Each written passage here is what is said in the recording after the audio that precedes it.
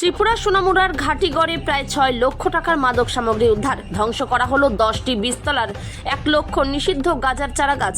OC Tapas Das. Tripura Sepahijala জেলার কমলনগর ঘাটিগড় এলাকায় এক বিশাল সাফল্য পেল সোনামুড়া থানার পুলিশ। গোপন সূত্রে খবরের ভিত্তিতে সকাল থেকে বিকেল পর্যন্ত চলা এক ম্যারাথন অভিযানে বিপুল পরিমাণ নিষিদ্ধ গাঁজার বীজতলা ও শুকনো গাঁজা ধ্বংস এবং জব্দ করা হয়েছে। সংবাদ মাধ্যমকে ঘটনার বিবরণ দিতে গিয়ে সোনামুড়া থানার ওসি তাপস দাস জানান, উদ্ধার হওয়া এই সমস্ত নিষিদ্ধ মাদক সামগ্রিক আনুমানিক বাজার মূল্য প্রায় 6 লক্ষ টাকা। নির্দিষ্ট খবরের ভিত্তিতে সোনামুড়া থানার পুলিশ ফোর্স কমলনগর ঘাটিগড় এলাকায় হানা দেয়। সকাল থেকে বিকেল পর্যন্ত চলে এই চিরুনি তল্লাশি অভিযান। চলাকালীন পুলিশ ওই এলাকায় মোট 10টি নিষিদ্ধ গাঁজার বীজ তলার সন্ধান পায়।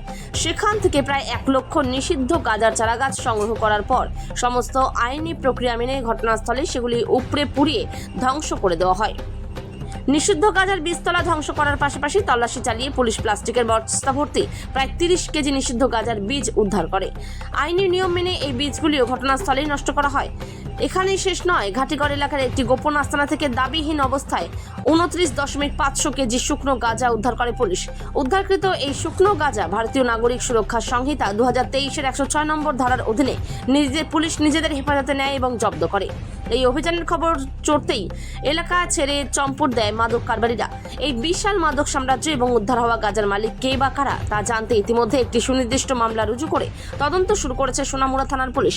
ওসি তাপস দাসের দাবি, মাদক বিরোধী এই ধরনের কড়া অভিযান আগামীতেও জারি থাকবে। ত্রিপুরা থেকে বিক্রম কর্মকারের রিপোর্ট, বিগ নিউজ বাংলা। আমরা সোনামুড়া থানা এবং আমাদের যে 11 ব্যাটালিয়ন টিএসআর আছে সম্মিলিতভাবে একটা জয়েন্ট অপারেশন করা হয়।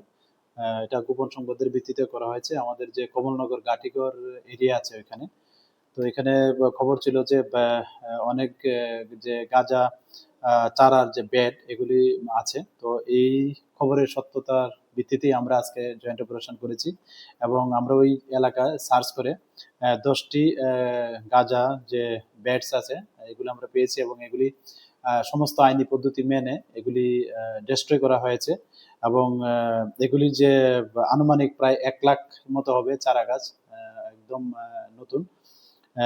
এবং আমরা একটা ড্রামের মধ্যে যে গাঁজার বীজ এগুলিও পেয়েছি। তো এগুলি প্রায় ওজন 30 কেজির মতো হবে। তো এগুলি আমরা সমস্ত আইনি পদ্ধতি মেনে এগুলি ধ্বংস করা হয়েছে অন স্পটেই এবং সেই সঙ্গে ওই জায়গা থেকে আমরা গাঁজাও উদ্ধার করেছি, শুকনা গাঁজা যেগুলি কালো রঙের সেলুটেপ দিয়ে পেঁচানো ছিল, যেগুলি এখান থেকে মানে স্মাগলিং করার উদ্দেশ্যে এখানে প্যাকিং হয়তো করেছিলেন। তো আমরা এগুলি সমস্ত আইনি পদ্ধতি মেনে এগুলি সিজ করা হয় এবং এগুলির যে কালোবাজার মূল্য আনুমানিক 6 লাখ টাকার আশেপাশে হবে।